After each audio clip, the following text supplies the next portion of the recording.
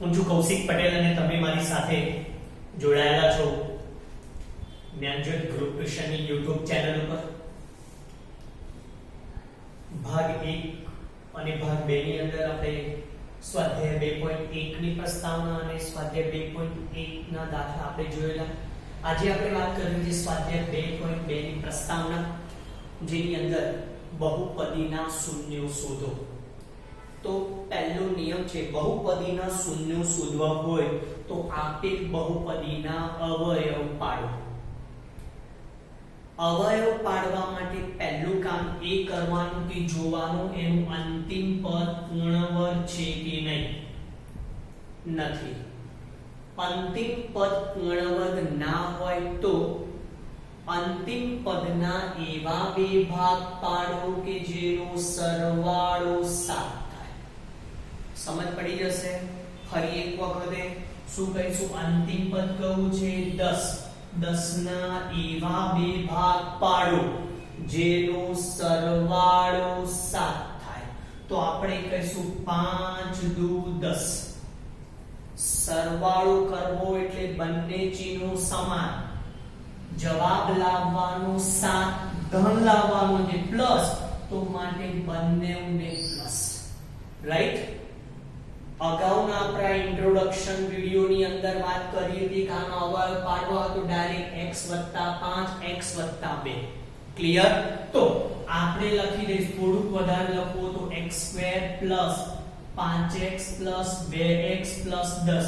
7 ના બે ભાગ અને આના બરાબર 0 કરી દઈશું આપણે. રાઈટ? ચલો આ બે માંથી સામાન્ય હવે આપણે કાઢી લઈએ.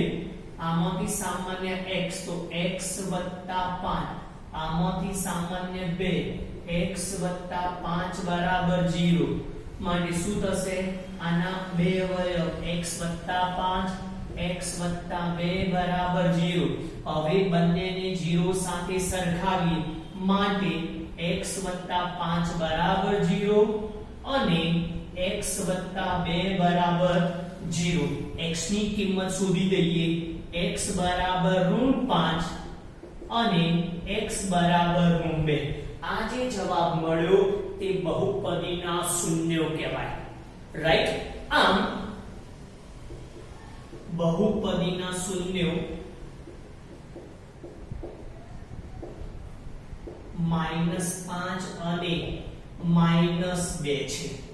રાઈટ? હવે ગણિતની ભાષામાં શૂન્યો માટે આલ્ફા, બીટા અને ગેમા નામકરણ કરવામાં આવે છે. માટે એક શૂન્ય આલ્ફા બરાબર -5 અને બીજું શૂન્ય બીટા બરાબર -2. તો અહીંયા નિયમ લખ્યો છે મેં, દ્વિઘાત બહુપદીના શૂન્યો શોધવા. નંબર 1, આપેલ બહુપદીના અવયવ પાડો. ચલો બેટા આપણે અવયવ પાડી દીધા. એક નંબર 2, અવયવને શૂન્ય સાથે સરખાવો. આ જે અવયવ પડ્યા એને શું કર્યું? મેં શૂન્ય સાથે સરખાવ્યા. સાદુરૂપ આપી x કે y ની કિંમત શોધો. સાદુરૂપ આપ્યું, x અને x ની કિંમત શોધી દીધી અને જે જવાબ મળ્યો એના શૂન્યો કહેવાય. તો લખશું બહુપદીના શૂન્યોને આલ્ફા, બીટા, ગેમા વડે દર્શાવવામાં આવે છે. બોલો ક્લિયર? આટલી વસ્તુ બેટા સમજ પડી જશે. અહીં મિત્રો આપણે જોવું છે કે દ્વિઘાત બહુપદી હોય તો એને વધુમાં વધુ બે શૂન્યો મળે, એટલે કે એક શૂન્ય આલ્ફા અને બીજું શૂન્ય બીટા, એમ મિત્રો બે શૂન્ય મળે. અહીં મેં દ્વિઘાત બહુપદીનું પ્રમાણિત સ્વરૂપ લખ્યું છે ax² + bx + c બરાબર 0. જ્યાં x² નો સહગુણક a છે, x નો સહગુણક b છે અને c એક અચળ પદ છે. હવે આપણે યાદ રાખવાનું છે કે બહુપદીના શૂન્યનો સરવાળો એટલે કે આલ્ફા અને બીટાનો સરવાળો -b ના છેદમાં a થાય. યાદ રાખશું આલ્ફા પ્લસ બીટા બરાબર -b ના છેદમાં a, મતલબ આમ પદ -b ના છેદમાં a, મતલબ -12 કાઢું તો x નો સહગુણક છેદમાં a શું છે x² નો સહગુણક. આવો અહીં સંબંધ આપણે ચકાસવાનો હોય એવો પૂછાય છે 2 માર્ક્સ ની અંદર.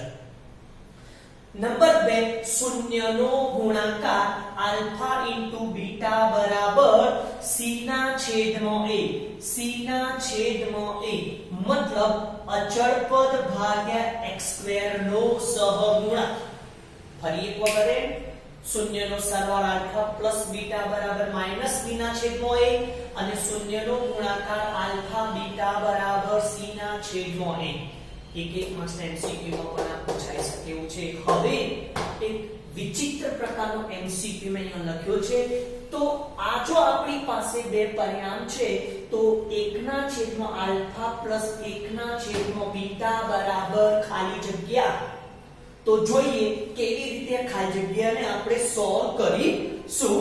તો આપણે જાણીએ છીએ કે આલ્ફા પ્લસ બીટા અને આલ્ફા ઇન્ટુ બીટા. તો હું લખું છું 1 ના છેદમાં આલ્ફા પ્લસ 1 ના છેદમાં બીટા બરાબર હું લખી શકું આલ્ફા પ્લસ બીટા છેદમાં આલ્ફા ઇન્ટુ બીટા. તમને સમજ પડે છે? તો હું હજુ પણ સમજાવી દઉં. આનો મતલબ આવો થાય બેટા આલ્ફા ના છેદમાં આલ્ફા બીટા વત્તા બીટા ના છેદમાં આલ્ફા બીટા. કહેવાય કે ના કહેવાય? બંને સરવાળા સ્વરૂપે છે. શું થશે? આલ્ફા આલ્ફા ઉડશે, બીટા બીટા ઉડશે. તો શું થયું?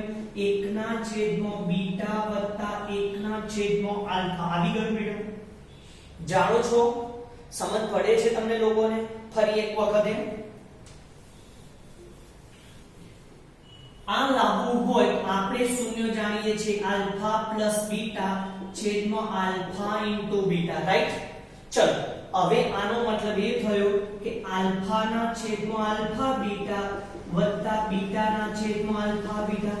ઉડી જશે અહીંથી આલ્ફા, અહીંથી બીટા ઉડી જશે. શું થશે? 1 ના છેદમાં બીટા વત્તા 1 ના છેદમાં આલ્ફા એવું કહી શકાય. હવે એને આપણે અહીંયા આલ્ફા બીટા સ્વરૂપે છે બરાબર 1 ના છેદમાં આલ્ફા વત્તા 1 ના છેદમાં બીટા. રાઈટ? એનો મતલબ એ થયો આને આ કહી શકાય છે. તો તમે જાણો છો આલ્ફા વત્તા બીટા બરાબર શું છે? -b ના છેદમાં a. તો અહીંયા લખું છું -b ના છેદમાં a છેદમાં હવે કોની વાત કર આલ્ફા ઇન્ટુ બીટા શું છે? c ના છેદમાં a બરાબર છેદમાં c ના છેદમાં a. બંનેનો છેદ a છે ઉડી જશે બરાબર શું થશે? -b ના છેદમાં c. તો યાદ રાખી દઈશું અહીંયા આપણા માટે આઈ છે. ક્લિયર? તો તમને પરીક્ષામાં એવું પૂછે 7x² -3x -4 ના શૂન્ય શોધો અને એમાં કે 1 ના છેદમાં આલ્ફા વત્તા 1 ના છેદમાં બીટા બરાબર ખાલી જગ્યા. તો આપણો જવાબ શું છે? -b ના છેદમાં c. તો તરત જ લખશું. શું લખશું? માઈનસ કૌંસમાં b કેટલો? -3 છેદમાં c કેટલો? સમજ પડે છે ને? a b અને c કેટલો? -4. થઈ ગયું? આ બંને ધન થઈ જશે તો શું વધશે? ઋણ બરાબર ઋણ 3 ના છેદમાં 4. સમજ પડી જશે? ફરી એક વખત અહીં જો b કેવો લેવાનો છે? માઈનસ. હું b ને આમ કેવું વિચાર પ્લસ છે તો અહીંયા b કેવો છે? ઋણ 3. -12 કાઢી દીધા. b ઋણ 3 અને c ઋણ 4. ઋણ ધન બની જશે પણ આ ઋણ ચિહ્ન લેવું પડશે માટે ઋણ 3 ના છેદમાં 4. આવો પણ દાખલો પૂછાઈ શકે. ક્લિયર? સારું. હવે આપણે વાત કરવી છે સ્વાધ્યાય 2.2 ની અંદર પહેલો જે દાખલો છે એની થોડી પ્રસ્તાવના સ્વરૂપે મૂકેલો છે કે 7x નો વર્ગ ઓછા 3x 4 ના શૂન્ય શોધો. હવે આપણે ચોક્કસ ખબર છે શૂન્ય શોધવા હોય તો શું કરવું પડે? એના અવયવ પાડવાના અને 0 સાથે સરખાવવાના. બરોબર છે? તો આને હું સાફ કરી દઉં છું. ચલો અહીં ધ્યાન આપજો. પહેલા આપણે લખશું શૂન્ય શોધીએ.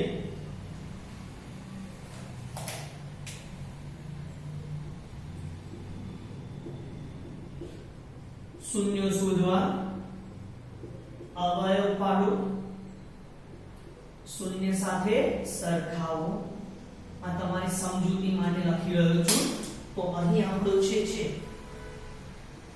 7x નો વર્ગ ઓછા 3x ઓછા 4. તો અહીંયા જોઈએ 7 ચોક, જો આનો સહગુણક 7, આનો 4, 7 ચોક 28 ના એવા બે ભાગ પાડો જેનો બોલો સરવાળો લખો કે બાદબાકી બોલવાની. અહીંયા ઓછા છે તો બાદબાકી, જેની બાદબાકી 3 થાય. 7 ચોક 28 થઈ ગયું. હવે બાદબાકી કરવાની છે એટલે બંને ચિહ્નો અલગ અલગ રાખવાના, પણ જવાબ લાવવાનો છે મોટાને ઋણ નાનાને ધન. માટે શું બની જશે? 7x નો વર્ગ ઓછા 7x વત્તા 4x ઓછા 4. આ બેમાંથી સામાન્ય કાઢશું આપણે. 7x લઈ લઈશું સામાન્ય બંનેમાં છે તો શું વધશે? x - 1 વત્તા આમાંથી સામાન્ય 4x - 1. બરોબર ને? અને બરાબર શું કરી દઈશું? 0. માટે શું થશે? x - 1 અને 7x વત્તા 4 બરાબર 0. સમજ પડી જશે. પહેલા આના વિચારવાના છે બેટા. શું કરશું? 7 ચોક 28 ના એવા બે ભાગ પાડો કે જેની બાદબાકી ઋણ 3 થવી જોઈએ. ચલો હવે આવી ગયા. હવે શું કરવાનું? 0 સાથે સરખાવો.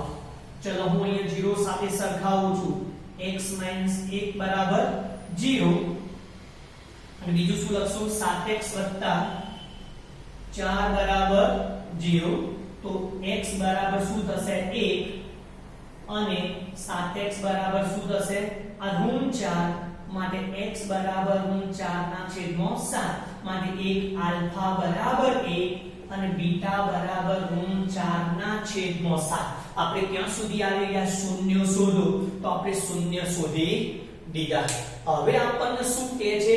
શૂન્યનો સરવાળો કરો. એનો મતલબ આલ્ફા અને બીટાનો આપણે શું કરી દઈશું? સરવાળો કરી દઈશું. ચલો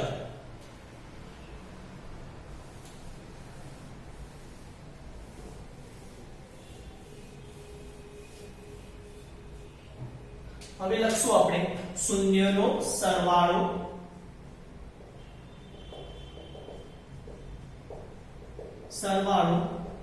આલ્ફા પ્લસ બીટા.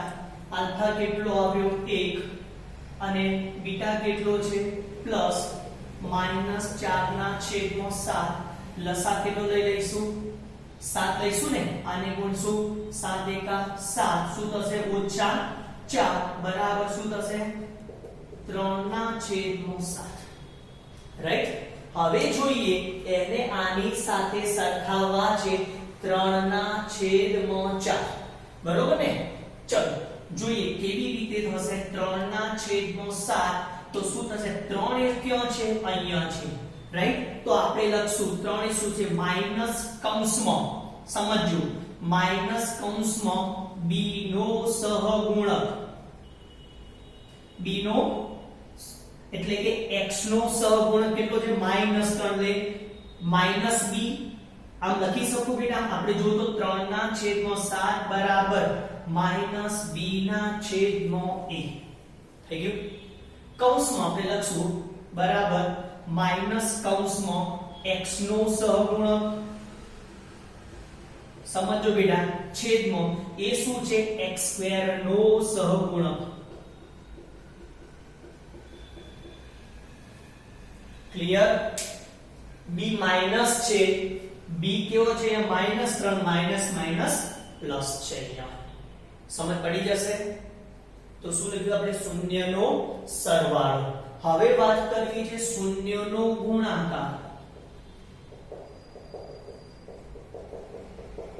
શૂન્યનો ગુણાકાર એટલે આલ્ફા ઇન્ટુ બીટા. આલ્ફા કેટલો છે બેટા? 1 ગુણ્યા ઋણ 4 ના છેદમાં 7 બરાબર ઋણ 4 ના છેદમાં 7. જો તો ઋણ 4 એ કેવું પદ છે? અચળ પદ છે. બરાબર હું આવું લખું એ એટલે કેવું પદ? ઋણ 4 એટલે c. c ના છેદમાં 7 એ શું છે? a બરાબર c ના છેદમાં a. c ને શું કહીશું આપણે? અચળ પદ.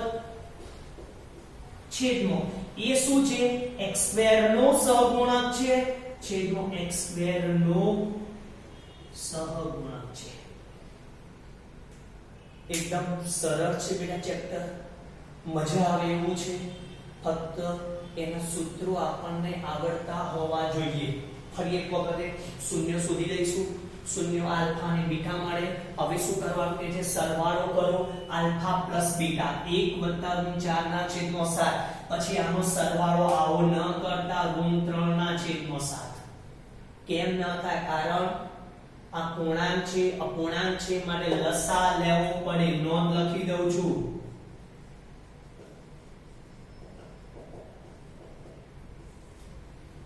7 લસા લીધો. 7 - 4 એટલે 3 ના છેદમાં 4. હવે અહીંયા જો 3 ધન છે પણ અહીંયા શું છે 3 ઋણ છે. તો આપણો નિયમ એવો છે -b ના છેદમાં a. માટે આ કેવું પદ બની જાય છે? અહીંયા ધન બની જાય છે. આ એક ધ્યાન રાખજો. જે ભૂલ થવાના ચાન્સીસ છે તે અહીંયા છે. ક્લિયર? અને છેલ્લે બંનેનો ગુણાકાર આલ્ફા * બીટા બરાબર ઋણ 4 ના છેદમાં 7 થશે. તો 4 એ કયું પદ છે? અચળ પદ છે. તો ઋણ 4c અને એ 7 છે તો ax² નો સહગુણક. કારણ તમે જાણી શકો છો અહીંયા સમજો બેટા ax² આને શું કરશું? ax² + bx + c સાથે સરખાવવાના. ચલો બેટા આને આપણે સરખાવીશું તો તમને ખબર પડી જાય. a બરાબર કેટલા થશે? a બરાબર 7. b બરાબર કેટલા થશે? ઋણ 3. c બરાબર કેટલા થશે? ઋણ 4. પણ આપણે દાખલો જ્યારે ગણીએ છીએ ત્યારે -b બરાબર 3 થઈ જશે. b બરાબર ઋણ 3 તો -b બરાબર 3. ક્લિયર બેટા?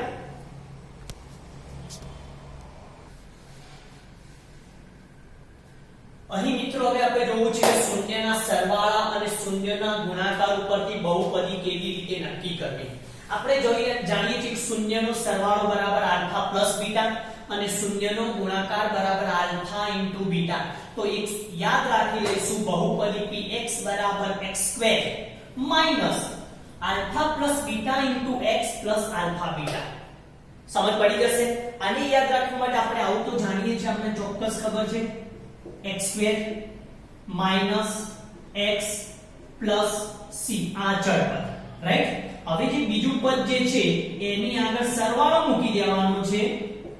સરવાળો મૂકવાનો છે અને ત્રીજા પદની અંદર ગુણાકાર મૂકવાનો છે. સમજ પડી જશે? ફરી એક વખત બીજા પદમાં સરવાળો, છેલ્લા પદમાં ગુણાકાર. પણ નિશાની કેવી રાખવાની છે? ઋણ રાખવાની છે. કેમ? આપણને ખબર છે આલ્ફા પ્લસ બીટા બરાબર -b ના છેદમાં a છે માટે ઋણ લેવાનું છે. આ યાદ રાખશું તો આપણું કામ સરળ બની જશે. અહીંયા આવી જાવ. શૂન્યનો સરવાળો ઋણ 3 છે અને શૂન્યનો ગુણાકાર ઋણ 2 હોય તો બહુપદી શોધો. આપણે જાણીએ છીએ કે બહુપદી px બરાબર x² માઈનસ શું થશે બોલો? પહેલામાં સરવાળો alpha plus beta * x plus alpha * beta બરાબર x² માઈનસ